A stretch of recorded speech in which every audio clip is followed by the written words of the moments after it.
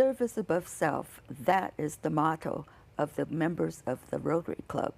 Rotary International is a nonprofit service organization comprised of 46,000 clubs throughout the world. Quote, Rotary is a global network of 1.4 million neighbors, friends, leaders, and problem solvers who see a world where people unite and take action to create lasting change across the globe, in our communities, and in ourselves. Unquote. Founded in Chicago in 1905, the Rotary is the world's very first service club. The Rotary is not only nonprofit, but it's also non-political and non-religious. I'm Grace Trafton of Cupertino TV Productions. Stay tuned and hear more about this very impressive organization.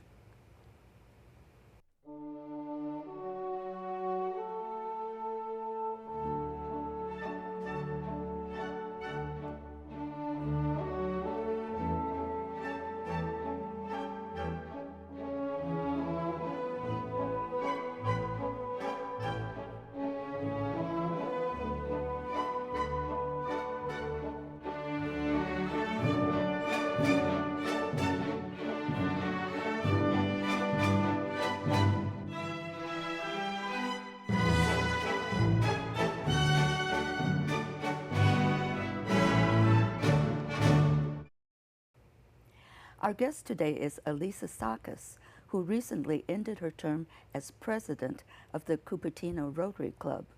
Welcome to our show, Elisa. We were fortunate to have you as our guest once before when you talked to us about the Cupertino Cherry Blossom Festival. And today I'm really looking forward to hearing all about the Cupertino Rotary Club. So let's start from the beginning. When did the Cupertino Rotary Club get started, and do people have to be a resident of Cupertino to be a member? Thanks. First of all, thanks so much for having me today, Grace. I'm really excited to tell you about Cupertino Rotary. So Cupertino Rotary started the same year that Cupertino became a city, in 1955. And most clubs are named for the city that they have their meetings in, but to be a member of Cupertino Rotary, you don't have to live in Cupertino. We also have people that work in Cupertino, people who live in the surrounding nearby cities, and we even have some people that join us on Zoom remotely. I had heard that the Rotary was for men only when it was founded in 1905. That was a surprise to me. When did that policy change, and what is the makeup of your club today? So this is true. I think although the wives and the daughters of Rotarians supported it from its very inception, it started out as a professional men's-only club. And in 1978, the Rotary Club of Duarte, California, lost the Rotary Charter for admitting a woman, Sylvia Whitlock, who was an educator and a leader in that community. And basically they took this gender discrimination case all the way to the U.S. Supreme Court. Oh my goodness. And it's not very often that someone celebrates losing a case to the Supreme Court, but it really was a significant milestone for Rotary International. And immediately after that ruling in 1987, Cupertino Rotary began admitting women, and the gender balance steadily grew from there. And in my year, we even, for the first time, had more women than men, and we pretty much hover right around the 50-50 gender balance right now. Well, I'm certainly glad to hear that, because that seems like just in recent years that you have integrated. Not that long ago. Not very long ago. Well, I'm so glad that you did that. So what inspired you to join the club? Well, so I've been members of various organizations like the Cupertino Toyokawa sister city organization that does the Cherry Blossom Festival that you mentioned at the beginning of the show. And I've been a member of other clubs who have causes that are really important to me. But what attracted me to the Rotary Club of Cupertino is the wide variety of projects they do. They support many causes and partner with many different organizations. So I was really attracted to the big variety of projects that they do. And also it's an international organization, so it appealed to me the opportunities for travel within Rotary International. So is there a lot of opportunities for travel? Yeah, we do about 10 international projects a year, Oh. and so we don't visit all of them, but there's always opportunities to travel. So how is the Cupertino Club organized? So we're governed strategically by a board of directors and then operationally by a cabinet that's composed of the chairs of the major committees that we have. And our committees are kind of generated around beneficiary communities. So we have youth service, workforce development, community service, world community service, climate action, and club services. And we call these avenues of service. So the first 5 are all charitable charitable committees or avenues of service. The last one, the club service, is the avenue of service that keeps our club running. It creates the environment and the culture that allows us to make our club very inviting and interesting and frankly fun. Putting on a meeting for about 100 people every week with a catered lunch and a speaker is not a trivial task. And then we also have some other smaller committees like finance and membership and fundraising. So it sounds like you've got lots of projects going on. Can you tell us about some of the major ones? So our club does about 50 to 60 projects a year. So many. And they are all divided amongst these avenues of service I told you about. So I want to go over just a little bit about each avenue of service because it really is the core of our club and what we do. So first of all is youth service, and this organizes the things that we do. We interact directly with youth, like maybe the West Valley Community Services back to school shopping or reading in the classroom, to indirect support of youth, like maybe painting a room at the Bill Wilson Center, or sometimes just financially supporting programs that support youth. And an example of that is we provided the financing for, in support of student mental health, the financing to establish some wellness centers in our school districts. The second avenue of service, workforce development, supports individual success in work or building careers, especially amongst our kind of more marginalized communities. Some of the projects in that area are, we do a cross-cultural partnership program. We partner with the De Anza College, where we pair their adult students with Rotarians and allow the students to practice their conversational English skills. We also provide workshops and skills support for De Anza veterans and help them to leverage their military experience into civilian jobs. We have a reentry program that helps reintegrate formerly incarcerated women back into society. And then that avenue of service also does a lot of scholarships. We have like one-year scholarships at De Anza in a variety of different areas. All the way up to, we have a 25-year commitment to select a recipient for a 4-year scholarship at San Jose State University.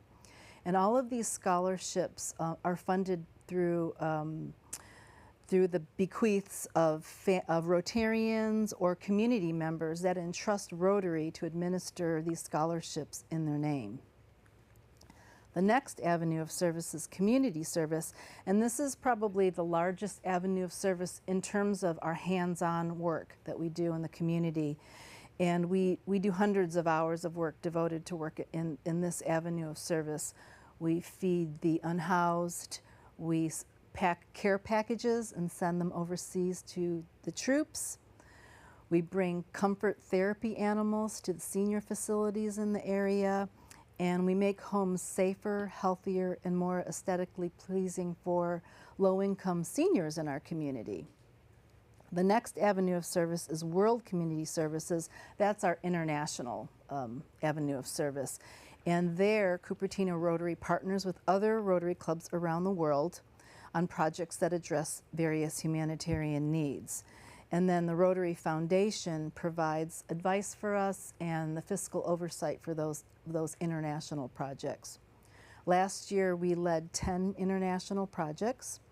And we initiate new ones all the time, and sometimes we get to visit them. Last year, our projects were in Guatemala, Chile, Ecuador, India, China, Nigeria, Uganda, Kenya, and Cambodia. That is amazing. And then our fifth avenue of service we call climate action.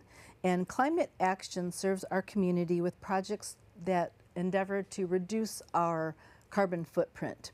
And so what we do is we materially aid our beneficiaries too. So our projects include electrification of nonprofits, installing rooftop solar, heat pump water heaters, and what we do is we aim for the beneficiaries to have their payback period reduced to only 1 or 2 years.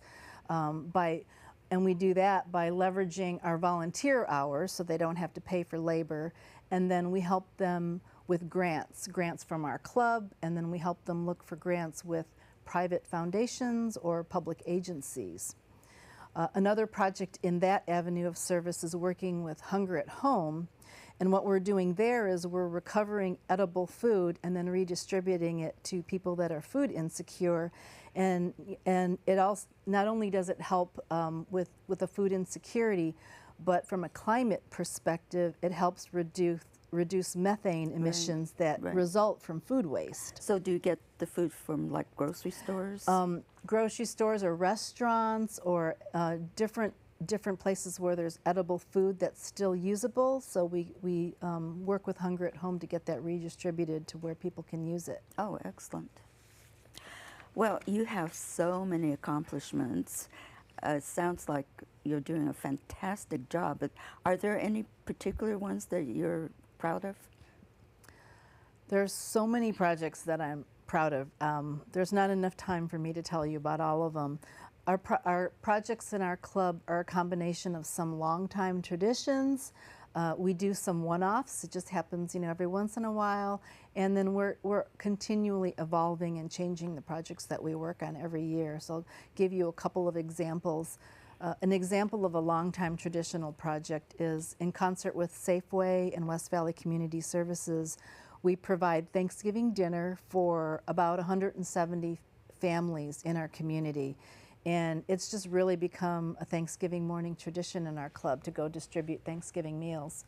An example of what I would call a one-off, in 2023, we did a project we called Cupertino Rabbits.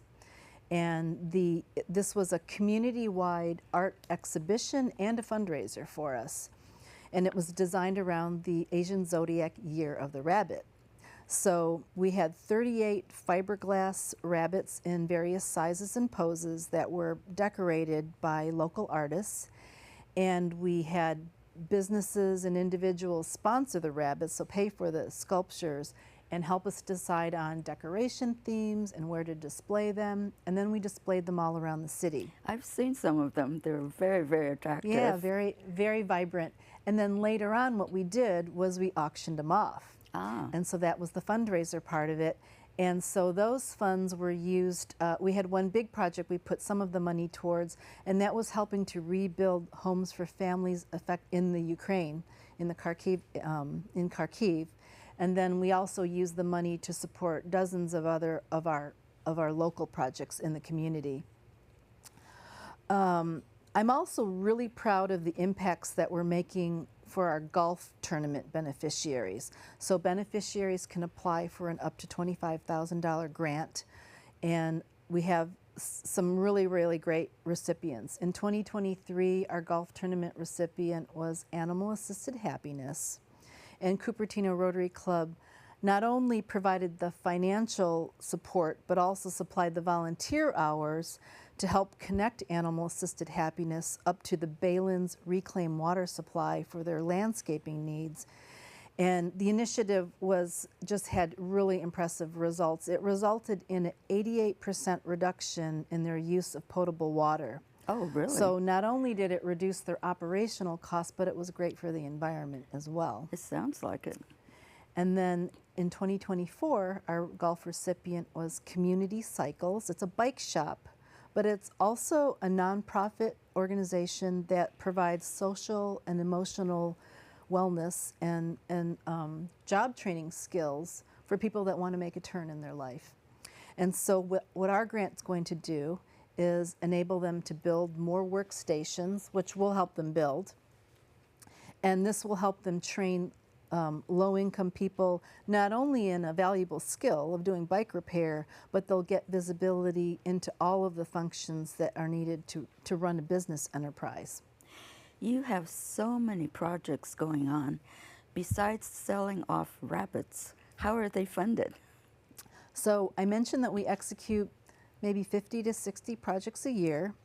And today in 2024, our charitable giving budget that funds all of these, setting aside international because that really changes from year to year.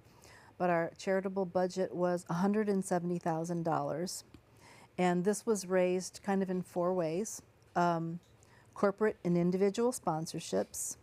The Rotary Foundation, our parent company, they match some of the funds that we raise. And then we usually run 4 to 6 fundraisers a year, like the one year was rabbits, but our golf tournament is an annual one. And we also work at Levi Stadium selling concessions. Oh, you do? And that's another way to raise money. But our biggest funder is we operate off the annual earnings of our Cupertino Rotary Endowment Foundation. Really?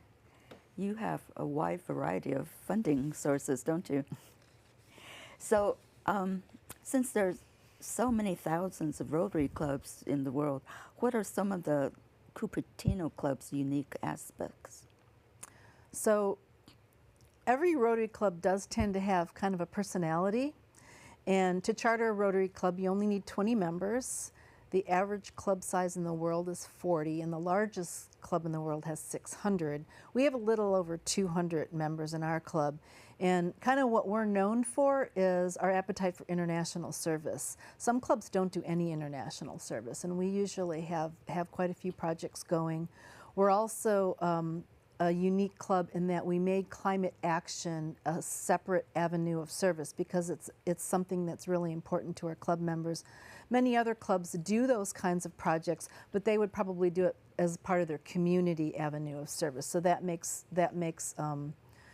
us unique in that we've pulled off a whole avenue of service. And then we're also really known for being a good reflection of our community in terms of our diversity of our membership.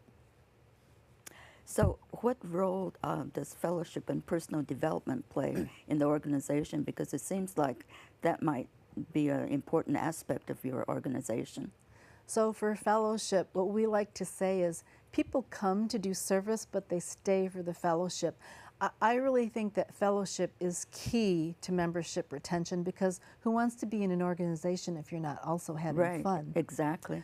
So it's very important in our club. And besides doing projects, we like to play together, and we really encourage social get-togethers. We call them affinity groups that we form, and we have a book club.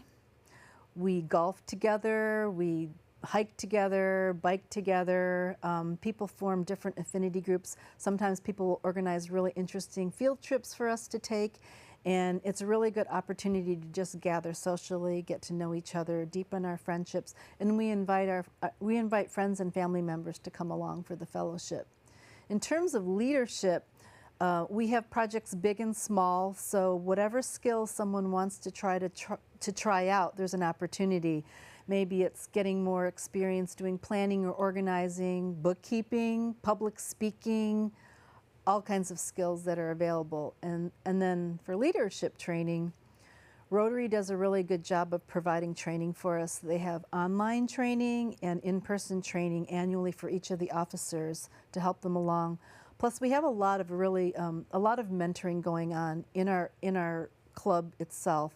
And what's really great is there's so many people that want to help others succeed and pass along their wisdom. So it's a really great environment for developing leadership skills.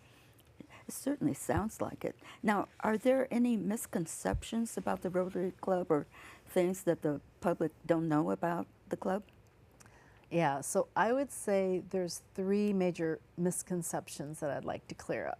First of all, and I think it's because our club started as, you know, wealthy business, Right. philanthropic business people Right. started Rotary. And so I think there's still a vestige that people think that you have to be wealthy to be in the Rotary Club, but that's not true. People bring great ideas, and we do fundraising. So if you come with a great idea, you don't have to do the fundraising to implement the That's project. good. So people, yeah. And the other one is there used to be an attendance rule. Well, there's no attendance rule. So some people say, oh, I don't have enough time for Rotary.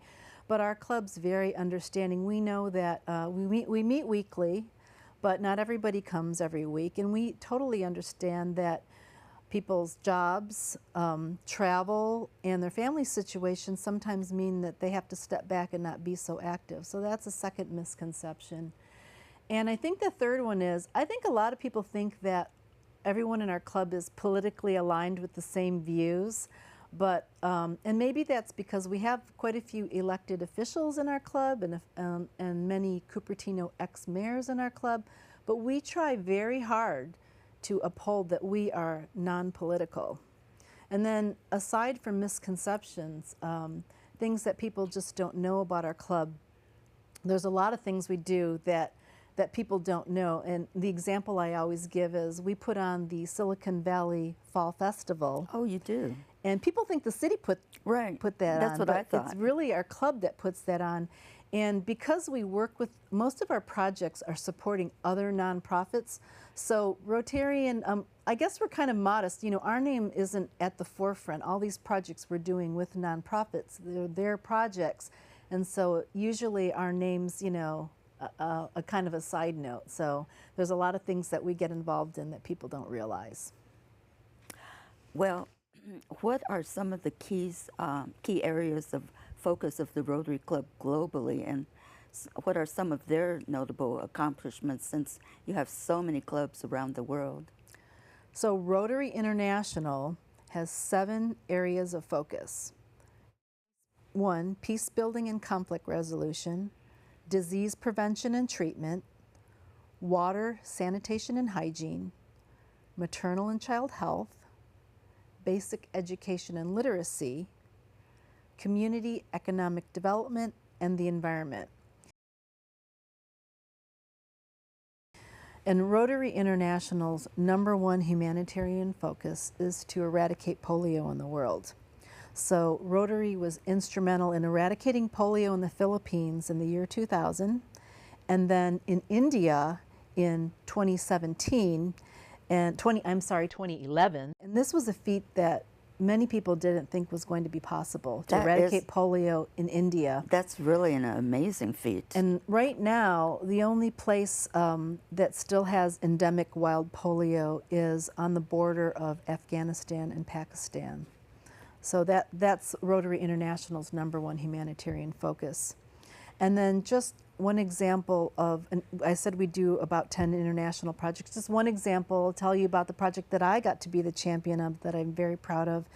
And it was a multifocal, you know, covered several focus areas in Uganda, where we built a well, we constructed toilets for a school, and we provided the training and the funding to establish a thriving piggery business. Piggery business In Uganda, and this was for 60, you know, underemployed women and young adults, and so it provided economic development for that community. And we did all of this for less than $48,000. Oh my goodness! So what did you do? You provided piglets to yes, these people? we bought them. We bought the piglets for the business to get them started. So we helped get their business started, and we had a veterinarian teach them how to take care of them, train them, and so that they were able to start this business.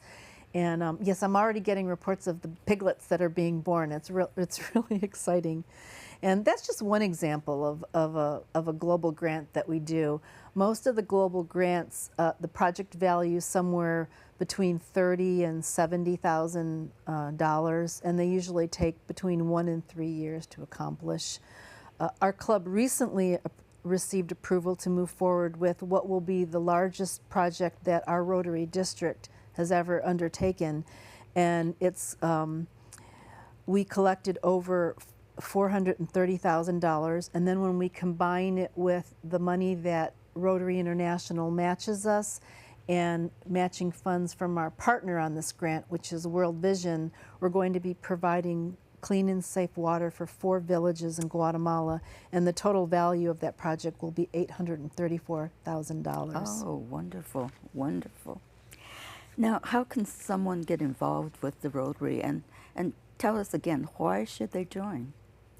So to become involved, we encourage people to come visit us a few times. Come and sit in on some of our meetings, maybe volunteer for an event, join us for a social event, the affinity groups that I told you about.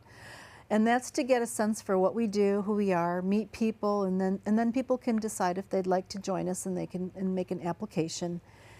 As far as reasons for why joining, so discussing community needs and then coming up with creative ways to meet them. Hearing our great speakers. We have a large variety of speakers every week at our meetings. Opportunities to travel with a purpose and really connect with people in other countries in a way that you can't when you're just a tourist. The ability for people to bring their own causes. We're bringing new partners to our club to work with. But above all, it's really meeting like-minded, service-oriented people of action and doing projects that can have a much greater impact than you can do just individually. And so you have just finished your term as president.